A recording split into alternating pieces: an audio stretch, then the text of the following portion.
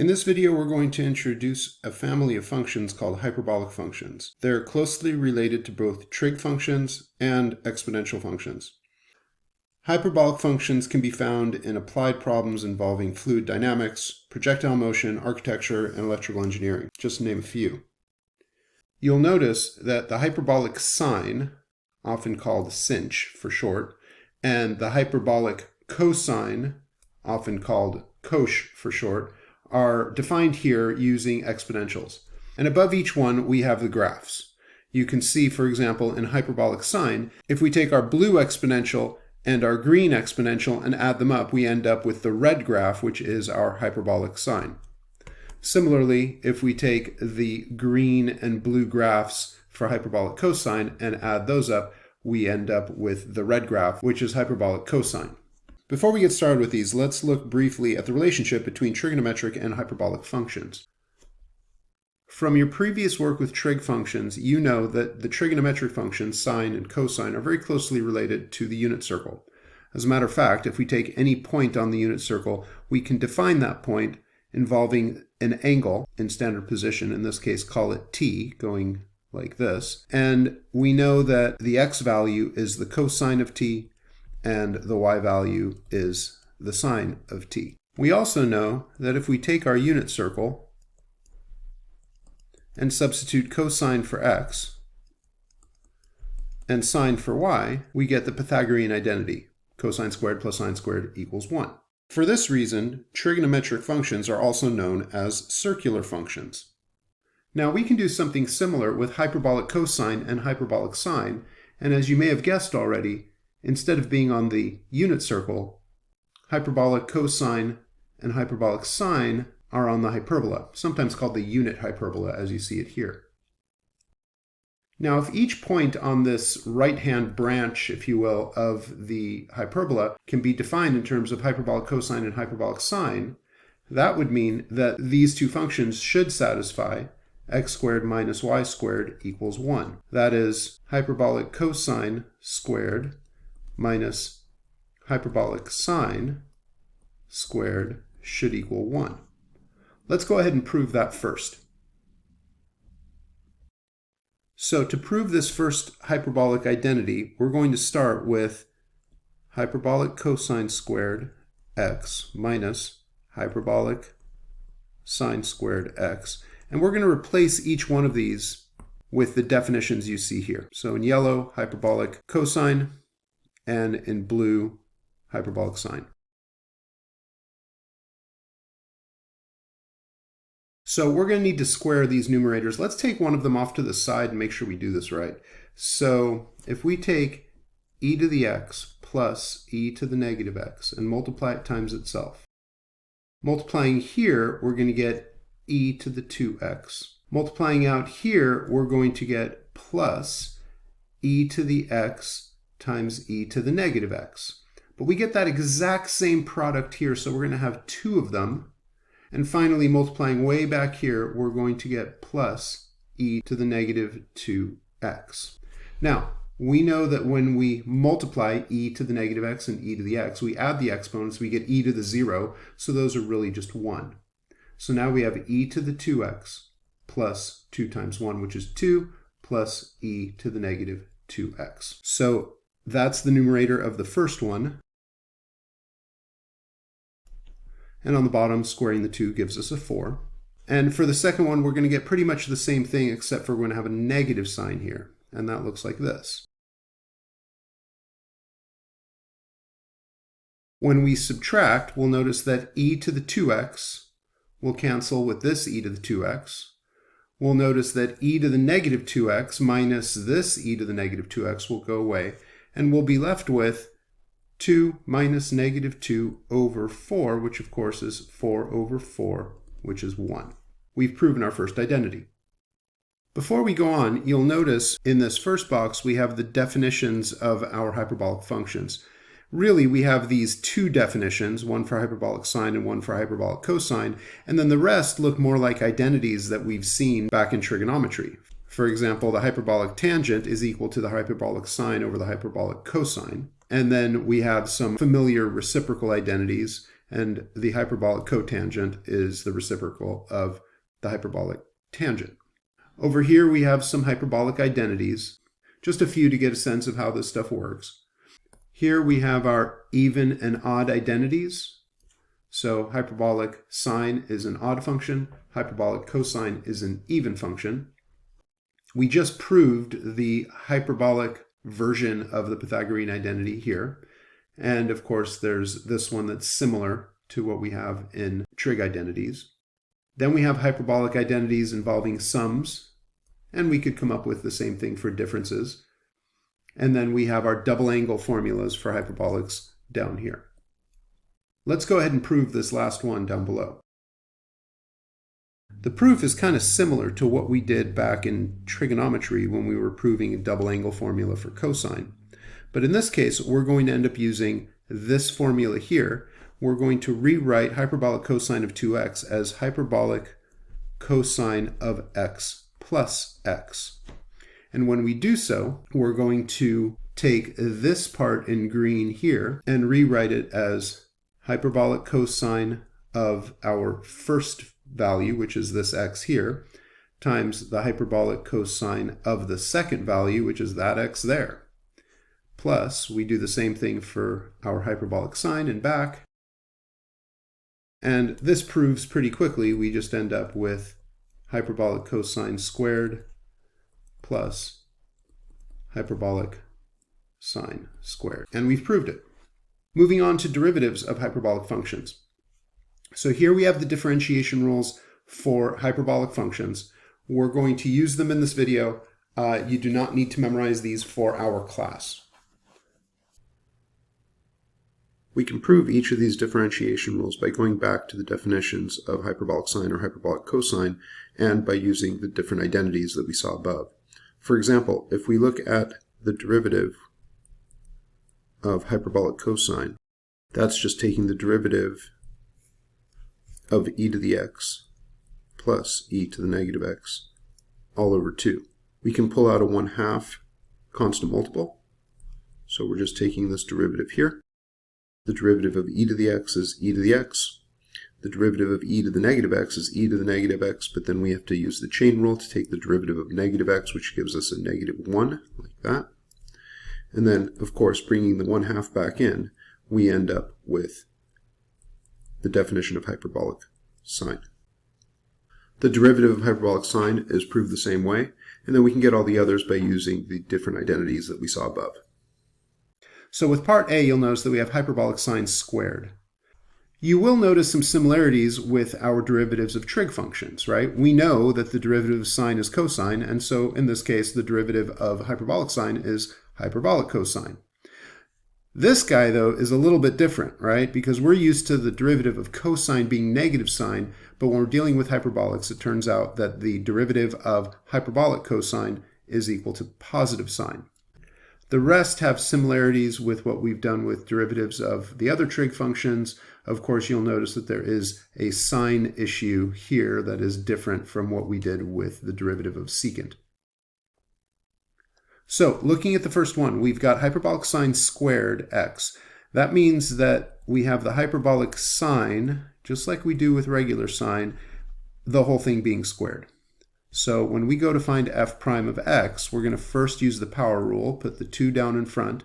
We're going to leave hyperbolic sine alone, and then we need to chain rule, multiply that by the derivative of the inner function, which is this right here. And you'll notice from above, this is an identity right here. We can rewrite this as hyperbolic sine of 2x.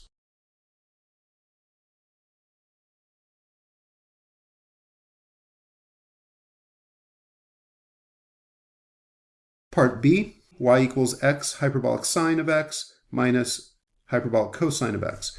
So when we take a derivative here, we're going to need to use the product rule right there. So what do we get? Y prime is equal to the first times the derivative of hyperbolic sine, which is hyperbolic cosine from above, plus the second times the derivative of the first, which is just 1, right, the derivative of x, minus, now we need the derivative of hyperbolic cosine, which we have right here, which is positive hyperbolic sine. And of course, these guys subtract away, so we just have x hyperbolic cosine of x. Moving on to part C, hopefully we notice immediately that we have a composite function here, and we'll need to use the chain rule. So g prime of x, from above, the derivative of hyperbolic tangent is hyperbolic secant squared. So we end up with this, leaving the inside alone. And now we have to multiply by the derivative of the inner function. Okay, so the derivative of this guy in here. So forgetting everything we've done so far, we're just going to take that 1/2, bring it down in front, 1 plus x squared to the negative 1/2 power, then the derivative of the inner function, which is going to be 2x. So rewriting this so we don't have any negative exponents, the 2's cancel, so that's kind of nice. On top we'll have x hyperbolic secant squared, 1 plus x squared to the 1/2 power. And on the bottom, we have 1 plus x squared to the 1/2 power. So the good news with these is all the same rules apply. Product rule, quotient rule, chain rule, power rule, all of them. The other good news is all these new derivatives we do not need to memorize for this class. Okay, moving on. Next we have the inverse hyperbolic functions. If we look back at the graphs of our hyperbolic functions, you'll notice that the hyperbolic sine, that is the red graph here, is a 1-to-1 function, and so it has to have an inverse. Same thing with hyperbolic tangent, is also a 1-to-1 function. Now, with hyperbolic cosine, it's not a 1-to-1 function, right? It does not pass the horizontal line test. However, if we restrict the domain only to these values here, right, positive x values, then we can get an inverse for hyperbolic cosine for positive x. Based on these graphs, we can graph the inverse hyperbolic functions. Remember, the graph of an inverse is going to reflect the original function over the y equals x line. So for example, if we take just this portion of hyperbolic cosine and we reflect it about the y equals x line, we'll end up with an inverse hyperbolic cosine looking something like this. Let's graph these inverses below. So the one that we just saw above, y equals hyperbolic cosine of x, looks something like this. Its domain is going to be from 1 to infinity, and its range is from 0 to infinity. Looking at the inverse of hyperbolic sine, again, we're going to reflect the hyperbolic sine function about the y equals x line. That's going to give us something that looks like this. Its domain is all real numbers, and its range is all real numbers. And finally, the hyperbolic tangent is going to look something like this.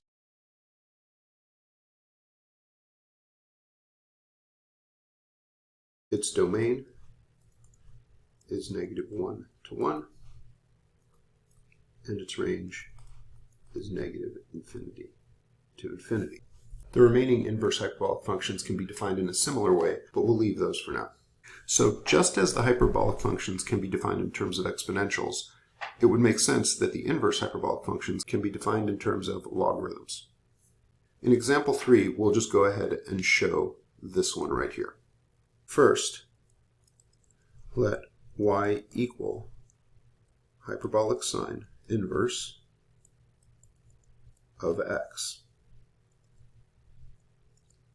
This means that x equals hyperbolic sine of y which is equal to e to the y minus e to the negative y all over 2. If we take this equation, x equals e to the y minus e to the negative y over 2, and make a common denominator and subtract that over, we'll get 0 equals e to the y minus e to the negative y minus 2x all over 2. Multiplying both sides by 2, we have this. Now let's rearrange the terms. So we have e to the y minus 2x minus e to the negative y equals 0. Now we're going to multiply both sides by e to the y, like this. Distributing, we get e to the 2y minus 2x e to the y.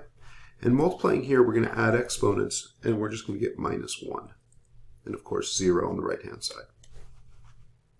Now, if we rewrite this as e to the y squared minus 2x times e to the y, put that in parentheses for a moment, minus 1 equals 0. This is actually quadratic in form. In other words, we have u squared, if u is e to the y, minus 2xu minus 1 equals 0. And so what we're going to do is we're going to solve for u, or actually e to the y, using the quadratic formula.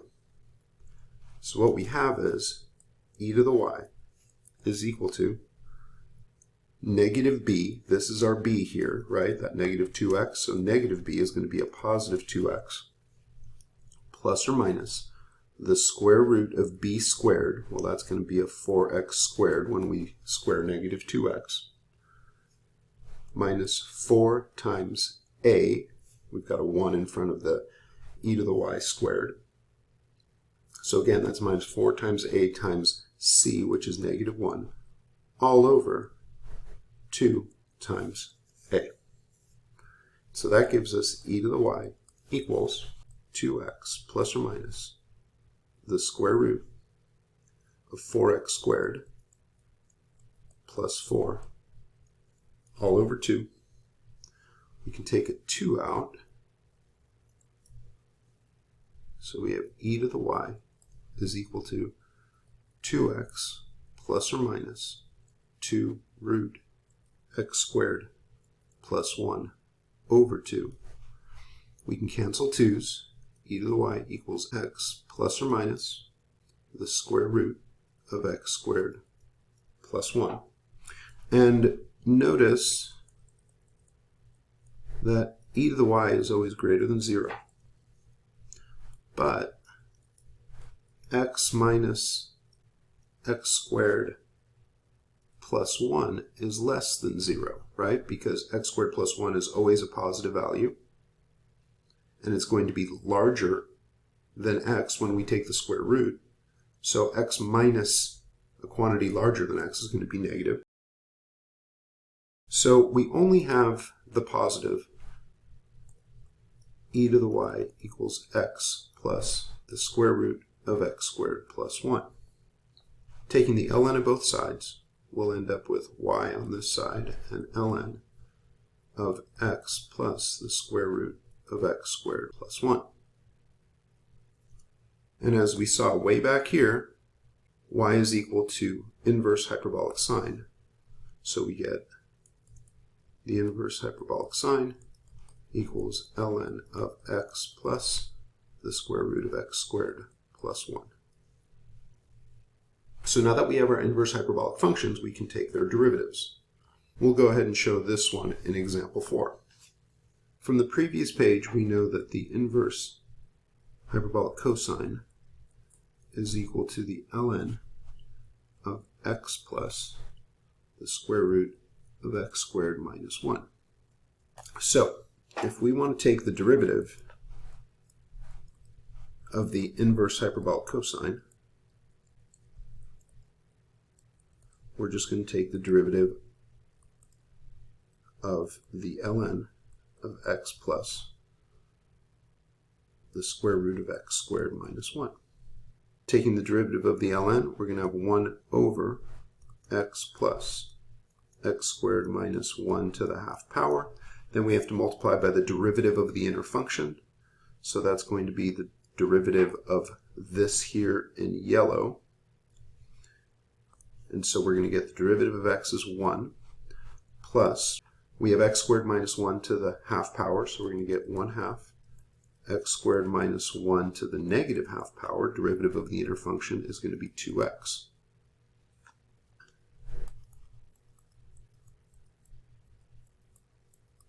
The 2 and the half cancel, and we have 1 plus x over x squared minus 1 to the half power. We'll go ahead and make common denominators here.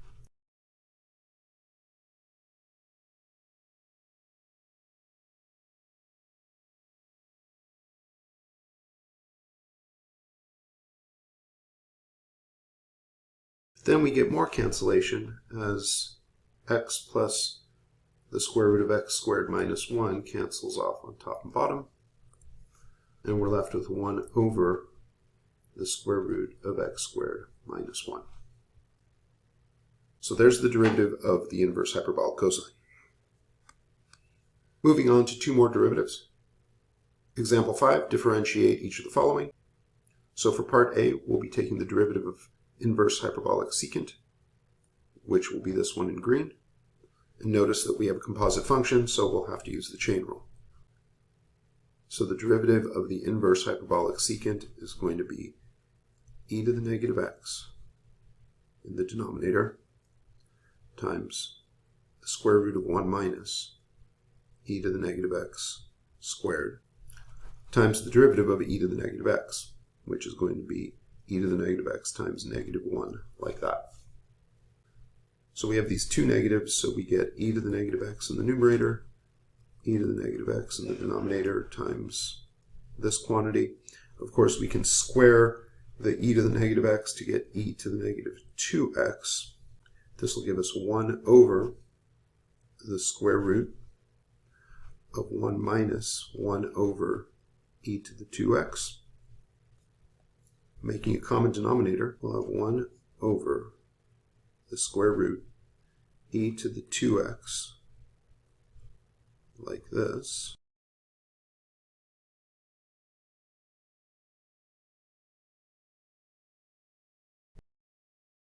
This can be rewritten as 1 over the square root of e to the 2x minus 1 over the square root of e to the 2x, which is the same as the square root of e to the 2x over the square root of e to the 2x minus 1.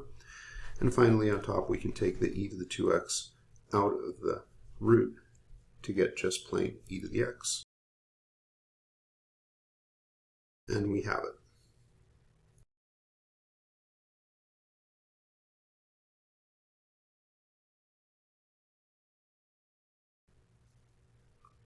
Part B, we'll be using this differentiation formula here for hyperbolic tan inverse. And before we jump into the derivative, let's go ahead and rewrite this second term so we don't have a square root.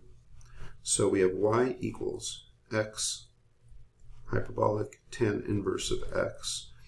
And this 1 minus x squared is to the half power, and we have a logarithm here, so we can put the half in front, ln of 1 minus x squared.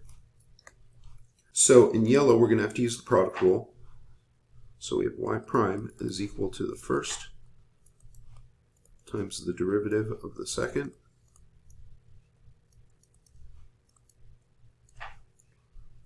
plus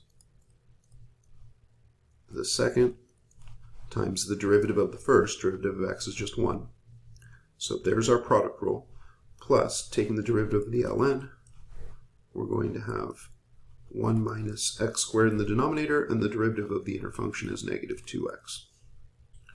From above, the derivative of inverse hyperbolic tangent is 1 over 1 minus x squared. In back, we're going to have a minus, the 2's cancel, we have x over 1 minus x squared. And now we notice that this term in blue is identical to this term in blue, and we're subtracting, so they cancel off, and we're left with hyperbolic tan inverse of x. So that's just a quick introduction to hyperbolic functions. Go ahead and do the problems on the last page.